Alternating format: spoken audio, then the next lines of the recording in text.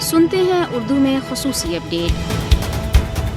مودی کے زیر قیادت بھارتی حکومت نے اپنے غیر قانونی زیر قبضہ جموں و کشمیر کو دنیا کی سب سے بڑی کھلی جیل میں تبدیل کر دیا ہے۔ بھارت نے اپنے ہزاروں اضافی فوجی مقبوضہ کشمیر بھیج دیے ہیں، جس سے کشمیری عوام میں خوف و دہشت کی لہر دوڑ گئی ہے اور وہ خود کو انتہائی غیر محفوظ سمجھ رہی ہیں۔ 10 لاکھ سے زیادہ بھارتی فوجیوں کی موجودگی میں جموں و کشمیر دنیا کا سب سے بڑا فوجی جماؤ والا علاقہ ہے۔ بھارت نے اپنے فوجیوں کو علاقے میں انسانی حقوق کی پامالیوں کی کھلی چھوٹ دے رکھی ہے۔ آئے روز نام نہاد تلاشی اور محاصرے کی کارروائیوں، چھاپوں اور بے جا گرفتاریوں نے کشمیریوں کی زندگی اجیرن کر دی ہے۔ بھارتی فوجیوں کے ہاتھوں کشمیری نوجوانوں کا حراستی قتل اور تشدد مقبوضہ کشمیر میں معمول بن گیا ہے، جس سے انسانی حقوق کی صورتحال انتہائی ابتر ہو چکی ہے اور مقبوضہ علاقے میں شدید بے یقینی کی صورتحال ہے۔ RSS کی حمایت یافتہ مودی حکومت مقبوضہ کشمیر میں بہت تیزی کے ساتھ اپنے ہندوتوا ایجنڈے کو نافذ کر رہی ہے اور اس وقت کشمیریوں کا اسلامی تشخص، روایات